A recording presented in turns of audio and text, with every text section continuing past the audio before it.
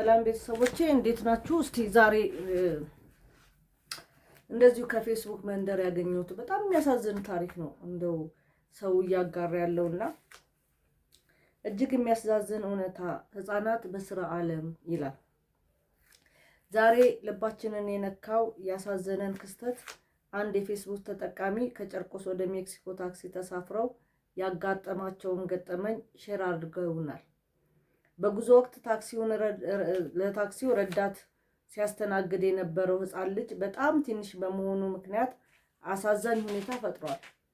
የፖስቱ ባለቤት ቲፕ ሲሰጡት ህፃኑ ኪሱን እያሳየ በንጹህ ልብ ይኸው ሌላም ሰው የሰጠኝ በኋላ ኬክ እበላበታለሁ ሲል መናገሩ ልብ ነክቷል።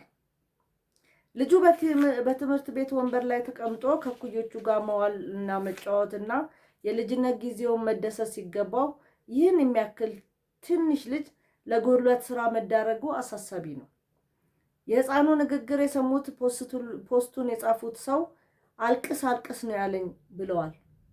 የስራው ምክንያት ምንድን ነው? ድህነት፣ የቤተሰብ ግዴታ ወይስ ሌላ ምክንያት? ለዚህ ሁሉ ትንሽ አካል ተስማሚ ነው? በእንቅስቃሴ የበዛበት የከተማ መንገድ ላይ ባለው የታክሲ ስራ ላይ መገኘቱ ለደህንነቱ አደጋ አይደለም? የእናቱስ አስተያየት ምን ይሆን? በእርግጥ ይህን ያህል ትንሽ የሆነ ልጅ በኩዮቹ እድሜ መጫወትና መማር ሲገባው ለቤተሰቡ ገቢ ለማምጣት ወይም ለራሱ ኬክ ለመብላት ብሎ መስራት አለበትን? ጥያቄ ነው የሚያቀርቡት። በአስተያየት መስጫው ላይ ኮሜንት ስጡ ይላል። እንደዚህ አይነት ነገር አሁን እንኳን ረዳትም ትልልቆቹም ረዳት እየቀሩ ነው። ትልልቆቹ ቢቀሩ እንኳን እኔም ደስ ነው የሚለኝ። ምክንያቱም በጣም ያመናጭቃሉ። ሂዱ፣ ጠጋበሉ፣ ተቀመጡ፣ ሳንቲም መልስ መስጠት አይፈልጉም። መስጠት ስጠይቋቸው እንደገና በቃ ግልምጫው መከራ። የሚሳደብም አለ። ህፃናትን ግን እርግጠኛ ነኝ ህፃን ልጅ ኬክ ለመብላት ብሎ ልቀጠር ቢለኝም አልቀጥረውም። እንደዚህ አይነት ማለት ህግ አለ። ህጉን የሚያስፈጽም አካል ግን እነዚህ ነገሮች እየዞረ መመልከት መቻል አለበት። ለትምህርት የደረሱ ህፃናቶች ትምህርት ቤት ነው እንጂ መገኘት ያለባቸው ወያላ ወይም ደግሞ የታክሲ ረዳት መሆን አይጠበቅባቸው።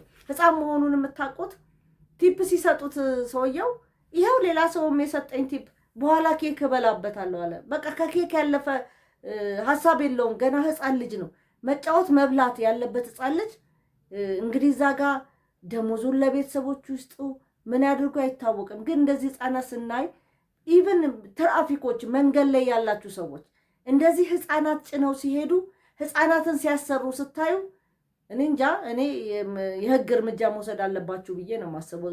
ሊወድቁ ይችላሉ፣ መኪና ሊገጫቸው ይችላል፣ ሰው ሊያታልላቸው ይችላል። ሳንቲም ራሱ ገና በልቶ ያልጠገበ ህፃን ልጅ እኔም አንዳንዴ ያለው 7 ዓመት 8 ዓመት በፊት ነው። አሁን እንኳን አይቻላቅም እንዳልኳቸው። አሁንማ ትልቆቹም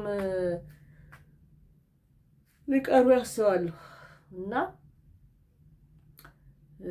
እንደዚህ አይነት ነገር ሲገጥመን ለህግ አካል መንገር፣ ህግ አካልም ደግሞ ህጉን ለማስፈጸም መጣር፣ ቤተሰብ ካልቻለ ወደ ማደጎ ቤት ወደ የሚያስተዳድሩበት ጋር ሄደው እንዲኖሩ ማድረግ እንዲማሩ ማድረግ ያስፈልጋል ብዬ ነው የማስበው።